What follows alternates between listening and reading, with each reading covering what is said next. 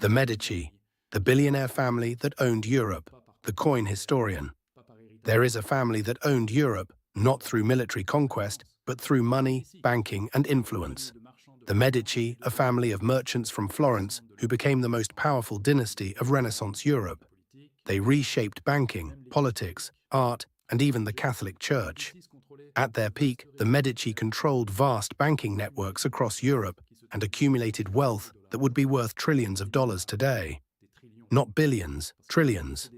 Because they didn't just possess wealth, they owned the financial system itself. They pioneered financial tools that shaped modern capitalism: letters of credit, early holding structures, international banking, and financing for governments and the Vatican. They didn't just lend money, they controlled the flow of money across Europe, and this control gave them power that exceeded that of kings and popes. 4 popes came from the Medici family.